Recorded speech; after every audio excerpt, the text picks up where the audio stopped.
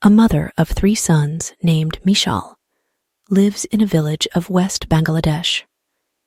By the year 2002, her eldest son died in a car accident after picking up his guest from the airport who was returning back from New Zealand.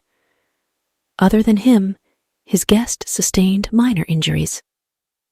2 years later, her second eldest son committed suicide by drinking poison mixed with alcohol.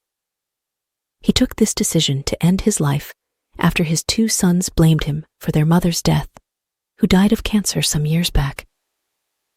By 2006, Mishal's youngest son died of jaundice. At her last son's funeral, Mishal had revealed the story of how her entire family was cursed that had led to the death of her 3 sons. Mishal with her family had a sharing rented house, and in the same compound, there were another family. Both had the same landlord.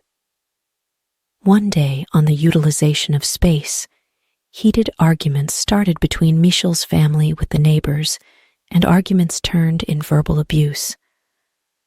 The fight went to a peak, where Mishal's husband, who was very close to the landlord, complained to him, somehow convinced the landlord, and made him to vacate his neighbor.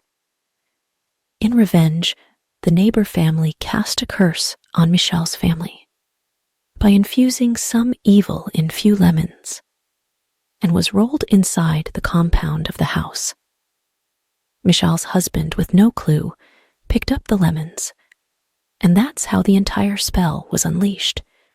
The curse was like, the women of the family will witness all her son's death, will go through terrible emotional pain, and then she will die, leaving behind no sons to do her last rite at her funeral.